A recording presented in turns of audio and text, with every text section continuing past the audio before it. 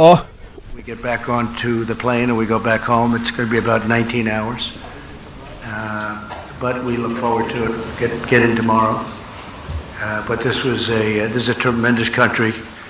It's 1.4 billion, probably at least the most people.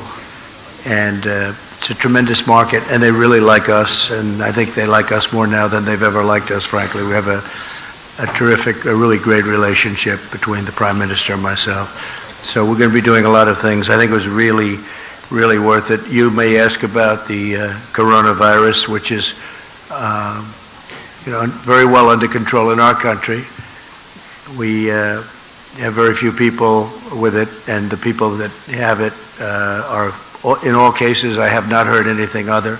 Maybe there's something new, because for 2 days I haven't been seeing too much of that news, of very much news, because it's been very all-encompassing. We've accomplished a lot here. We had a lot of meetings, as you know. But the people are getting better. They're all getting better. We brought in some Americans from a ship because it was really the right thing to do, and they're in quarantine. And we think they'll be in very good shape very, very soon. We discussed a lot of different elements. We actually discussed the coronavirus, and at this moment, India doesn't have much of a problem, they feel. It wasn't expressed that they did, which is great. And I think that whole situation will start working out. A lot of talent, a lot of brain power is being put behind it. $2.5 billion we're putting in. I see that Chuck Schumer criticized that he thought it should be more. And if I gave more, he'd say it should be less. It's automatic, with these characters. They're just not good for our country. If I gave more, he'd say it should be less. But that's what they do. In the meantime, that's all they can do. They're not getting anything done. We have so many things we could get done. We could so easily do prescription drug. Last year was the first year in 51 years where prescription drug prices went down. But we could drive them down really well if we had the Democrat votes. We need some additional votes. We would really drive them down, as you know. So with that, I think what we'll do is take some questions, and we'll go to a nice state dinner, and then we go home. Yeah, John, go ahead. Mr. President, you just addressed coronavirus, so I will put that aside for the moment. You tweeted about Justice Sotomayor yesterday, saying that she and Justice Ginsburg should recuse themselves from future cases dealing with the administration. What is the basis for your opinion on that? Well, it's very obvious. I always thought that, frankly, that Justice Ginsburg should do it because she went wild during the campaign when I was running. I don't know who she was for. Perhaps she was for Hillary Clinton, if you can believe it. But she said some things that were obviously very inappropriate. She later sort of apologized. I wouldn't say it was an apology, but she sort of apologized. And then Justice Sotomayor said what she said yesterday. You know very well what she said yesterday. It was a big story. And I just don't know how they can not recuse themselves for anything having to do with Trump or Trump-related.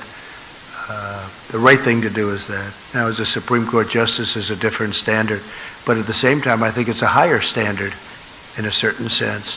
So they'll have to decide what to do. But her statement was so inappropriate when you're a justice of the Supreme Court, and it's almost what she's trying to do is take the people that do feel a different way and get them to vote the way that she would like them to vote. I just thought it was so inappropriate. Such a terrible statement for a Supreme Court justice. What was inappropriate about the statement? I'm not an attorney, so I can't really look into these. Well, you know what the statement was, John. Well, she seemed to criticize the White House for running to the Supreme Court at the drop of a hat to seek a stand. No, I don't think that was it. But I think what she did say is she's trying to shame, the way I look at it, she's trying to shame people with perhaps a different view into voting her way. And that's so inappropriate.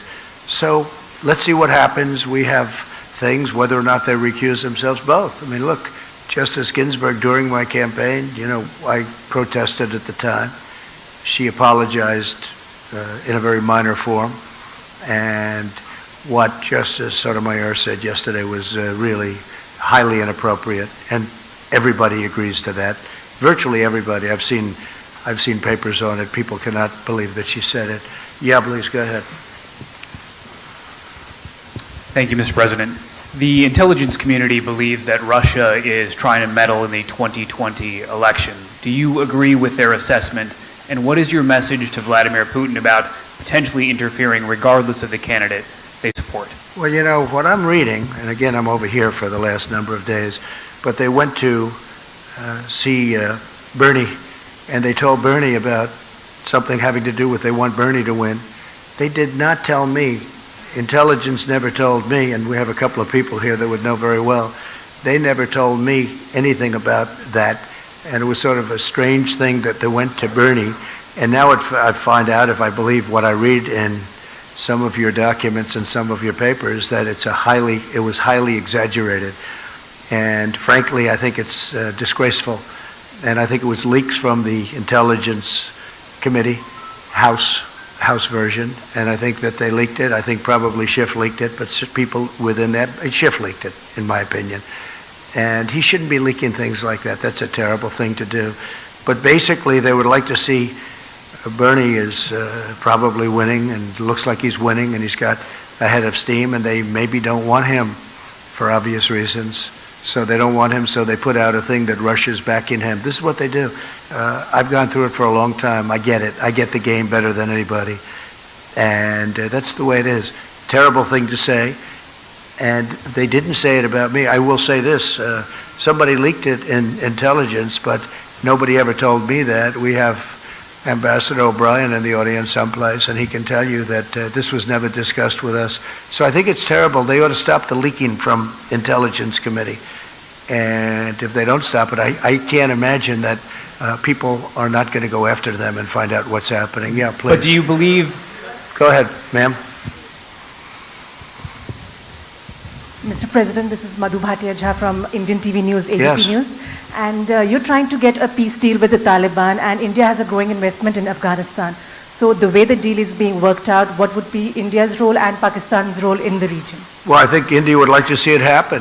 I spoke with Prime Minister Modi today, and I think they would very much like to see it happen. And we're pretty close. We'll see what's going on. We've got 2 days now under our belt without violence, or I guess a minimum of violence. And we'll see what happens, but people want to see it. It's very interesting, that one. Everybody's happy about it, even people that are normally against me, like 99.9% of the time, because we've been there for 19 years, and everybody would like to see it happen. I was actually surprised. I thought the Schumers of the world would say whatever the opposite is, because that's all they can do, cry and chuck. But people are they're really happy to see that we're trying very hard. We'd bring it down to 8,600, and from there we'll make a decision as to what the final outcome would be. But there's been tremendous praise for the fact that we're doing something. Other administrations have tried to do something. In particular, the previous administration, for a long time, they were never able to get anything done. And